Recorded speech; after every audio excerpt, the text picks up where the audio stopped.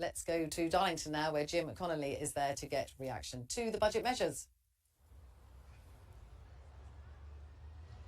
Yeah, a cold and damp Darlington now. Thankfully, we've got some refuge over here in a cafe. Darlington, interesting because it got 2 mentions in the budget today from the Chancellor. We've got 2 really different businesses inside ready to talk to us, and we're just going to pop in now and grab a couple of them. Hello, guys.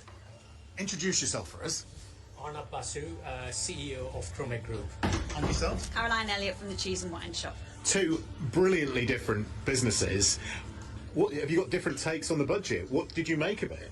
Yeah, for me, it's about, we're a very small business in the heart of Darlington, thinking about the local economy, thinking about, as the directors, about dividends there, but also, how we can employ staff. The apprenticeship side of things sounds interesting, so it's kind of like give and take on both sides, really. Arnab, your business is bigger, very different in business. Can you explain to me what you make of it? What was your takeaway? Because I don't think I recall any mentions of defence during it. Yes, that is probably one of the disappointments of the budget, that there was no mention of defence at all, given where the world is today, and particularly in Europe. We'd have expected to hear a little bit more. Look, the defence strategic review was done very well, so the recommendations, industry acceptance was very good. What we really now need to see is that real commitment of the spending that we have done to come through into action, and also the procurement reforms. I think that was mentioned in the budget. Those needs to be implemented, because if we can implement those procurement reforms and SMEs can really contribute to the defence needs of today, we can be much more prepared for what could happen in the future. Just as a very big employer, was there anything in it for you, or is there anything to worry about in there as someone that employs, over 170 people? Yes, look, this budget is probably a budget which I class as more of a stability budget. So in terms of employment, there is some increase in cost in terms of the pension, salary sacrifice on the pension contribution, because we employ people on a slightly higher salary grades than the low salary grades. So our contribution is quite high in the pension, so that's one.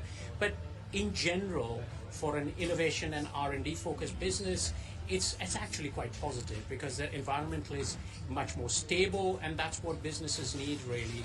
And also investments in capital, there's some real incentives coming through. We're also a listed business, and in that context, really, the ISA changes may bring a little bit more liquidity into the market, which would be really great for the AIM market. We can't really get away from the fact, looking in the background, plenty of Christmas decorations.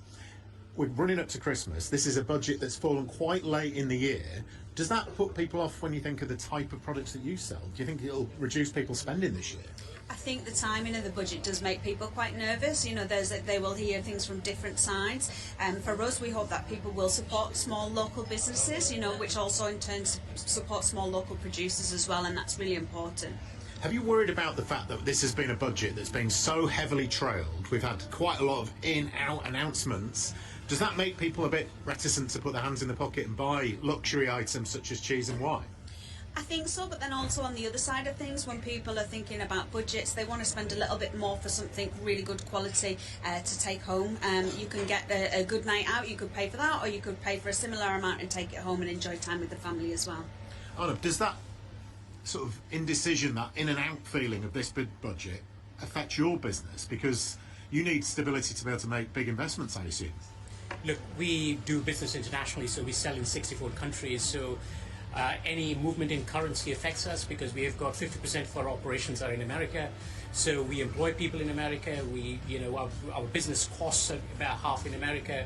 So yes, stability is the key to all of this, because over the last few years, post-COVID, we have gone through a lot of events, the macro events that affected the whole business environment in the UK, starting from COVID to the war to the inflation and all of that. We need a period of stability, and I think this budget creates some of that environment of stability, and hopefully that will go forward for a few years, where businesses can really build and grow.